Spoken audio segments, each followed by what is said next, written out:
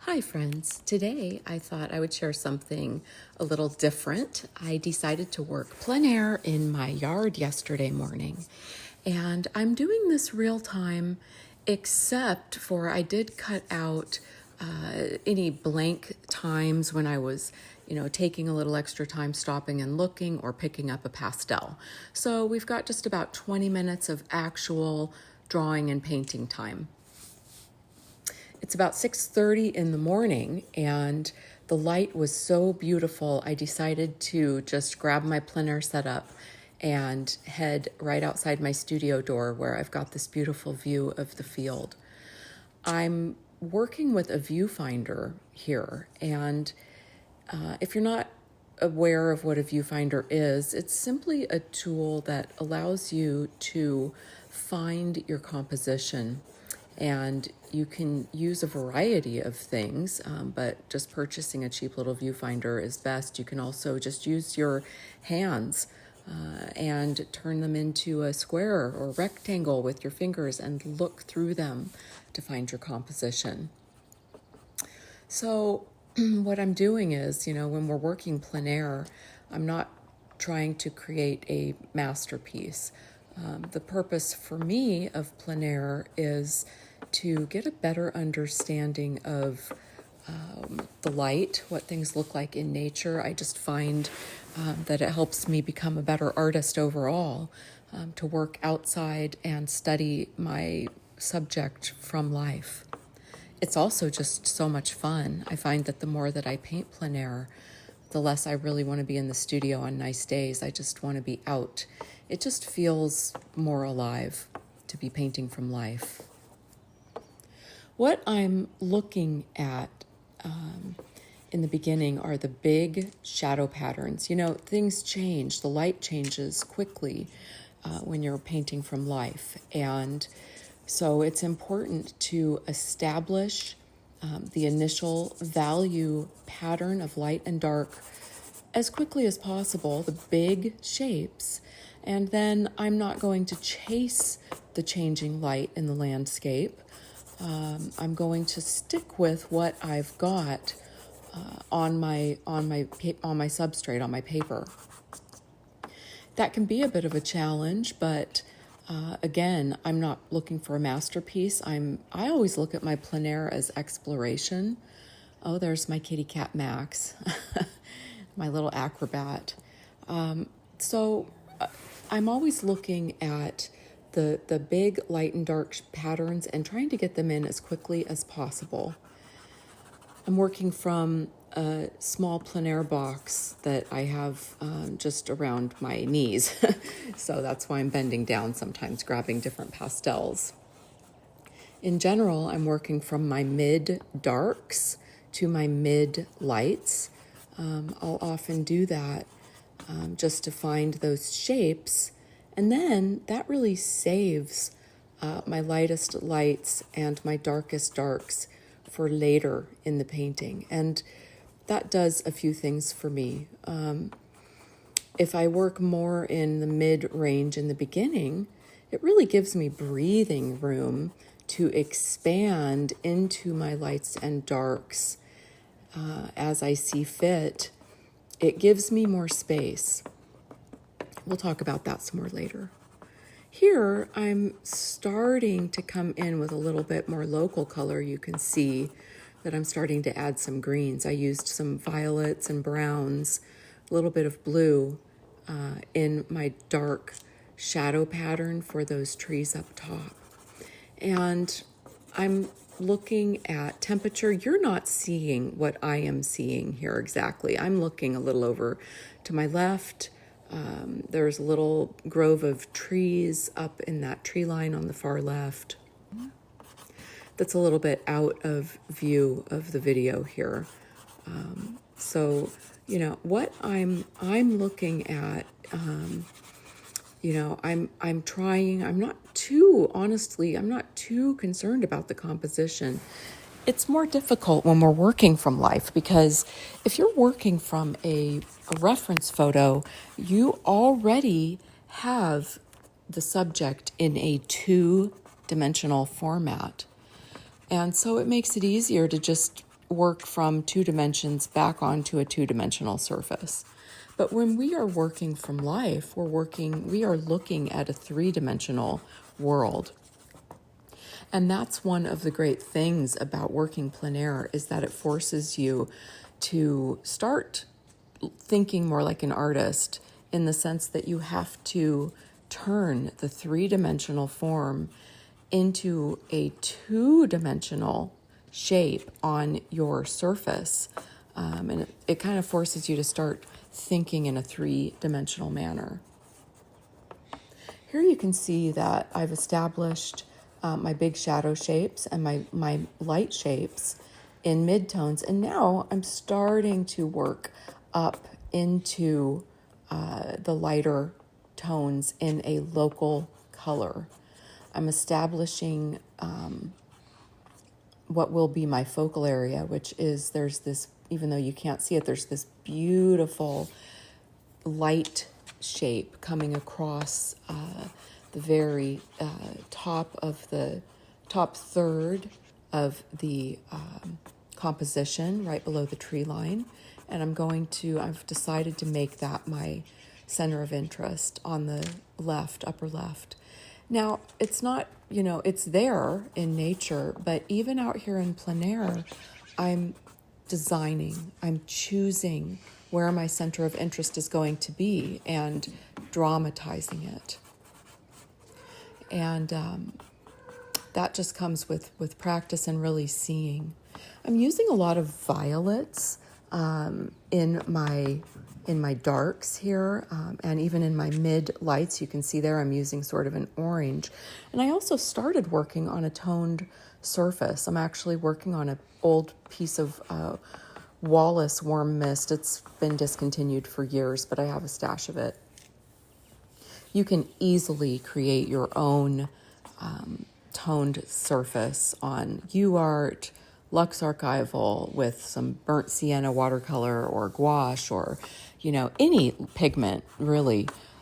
Or you can use a toned surface like Sennelier La Carte, which I love working on, or pastel matte. It really doesn't matter. But what does matter is that you get in some undertones. I would never just work these greens onto a white surface. That would just look stark. You need some kind of a toned surface underneath. Hopefully a mid-tone is what I potentially usually work on. A mid value warm is generally my go-to when I'm working plein air. I'm using that viewfinder again because while it's not the most important thing to me, I do want to do my best to, always come back to that original composition I was looking at. When you're working out in nature, it's easy to get distracted. There's so many details, and there's so much that, your eye is looking at, that I'm constantly going back and checking my composition with my viewfinder. I'm starting to come in with a little bit of these beautiful flowers that are in the field. I've got the majority of the big shapes established. You can see that I don't have the very bottom right established yet. And I think that sometimes when I'm not exactly sure about an area, I'm not sure if I'm happy with turning that into a light or a dark area by design, I kind of hold off on it. But I'm starting to come in with some of those flowers, and I'm not going into detail at all. I'm using mostly Giraud's actually in this plein air piece. It's the majority of what's in my plein air box, mainly because I was awarded a Giraud sort of a plein air box, and I've just grabbed it sometimes. It's easy to grab and use. And I've talked about this before, but it's helpful actually to have a limited palette, limited number of sticks to work with, because it forces you to make decisions. You don't have to have a zillion pastels to accurately depict a painting. as long as I have a mid-value warm and cool, a mid-value, in different colors, and a light warm and cool, a darker warm and cool. Looking at it from that perspective, you can, as long as the value is correct and the temperature is correct relative to the other temperatures in the different shapes of the piece, then you can get away with a lot. I hope that makes sense. So again, I want to talk about how I'm describing and not using too much detail, especially in a short little, this painting took 30 minutes, but that included all of the breaks, stepping back or having a sip of coffee. So really the actual painting time at the easel was just 20 minutes. And when you're working on a limited time like that, you have to make quick decisions, and it forces you to not go into detail, which is a good thing because that really helps keep our work fresh. And, part of the magic of a successful painting is allowing the viewer to engage. And so we don't want to describe every single thing, at least not in the impressionistic style that I enjoy working in and, that I enjoy looking at. It's better to leave things unsaid. I'm not getting in there, as you can see. I don't get up close to my work and try to draw in those Queen Anne's lace or every piece of grass. They're just dots and dashes of the right value and the right temperature. So for example, they're in that larger dark swath of shadowed grass. There is Queen Anne's lace. And I initially tried a pastel and it was a little too warm. So I put that down and I picked up a bluish gray. So I needed a cooler mid-value for my Queen Anne's lace dots and dashes in the shadowed area, right? But up in the lighter areas of those really chartreuse kind of yellow greens, the Queen Anne's lace up there will be a warmer value, right? So there'll be more of a yellow tone. Those little things are important. The attention to temperature is one of the more advanced ways of making your work have that extra quality to it. That and edges. Let's talk about edges for a minute.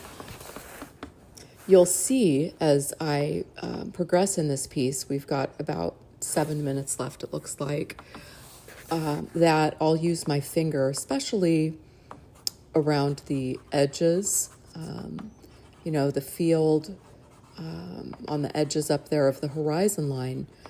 I'll use my finger to lightly smudge those edges out, because anywhere that we have a hard edge, the viewer will tend to linger a little bit longer. And so we don't want a lot of hard edges in our work. It's better to use those edges as part of our design tactic to keep attention where we want it. So even in these little light, you can see that I'm coming into the tops of these grasses where the light is hitting on the very top with a very lighter, warmer green. Even as I'm doing that, I'm using a variety of marks and trying to keep them somewhat painterly.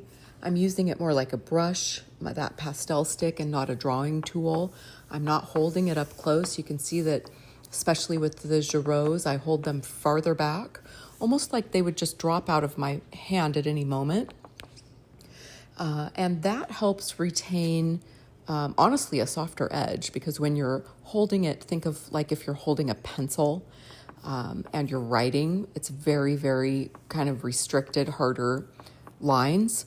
Whereas if you're pretend like you're holding a pencil way back at where the eraser is almost, and hold it very lightly and make marks. You'll see that your marks are more organic, lighter, they're not depositing as much material on the surface.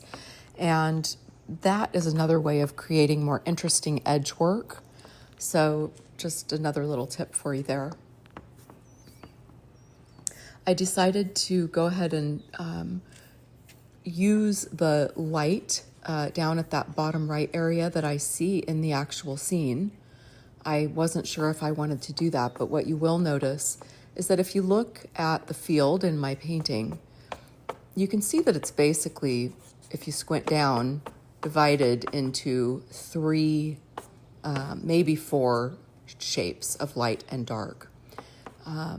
If you look, there's like two little strips, one light, then one little dark, and then a big dark, and so you can squint and you can see those shadow shapes. But what's really important is to make sure that all of those shapes are different.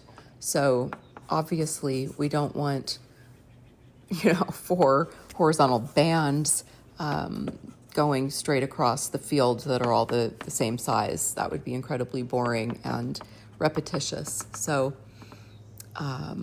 always work on making every shape interesting and different than every other shape in the piece. So I'm coming in here again, coming towards the end of the piece here and using very organic mark making, very light, not trying to I'm not trying to control the outcome of the mark itself, if that makes sense. There you can see that I'm starting to rub out a few edges lightly, and that just will help soften some of those edges. But I'm not trying to control the marks. What I'm trying to do is kind of control the area and the shape in which they live in. Make sure that they go into the big shape that they live in. But let the pastel do the work for you. And that, I think, if you really think about that, will really impact your work. You can see when I watch myself paint, we can actually learn a lot watching ourselves paint. You might want to try recording yourself sometime. You learn a lot about your process that way, and then how to improve. But I see myself pointing and circling my hand around my painting often. And it's almost like I'm practicing the mark before I make it. So, I think about it in my head and I'm swirling my hand around, and then I make the mark.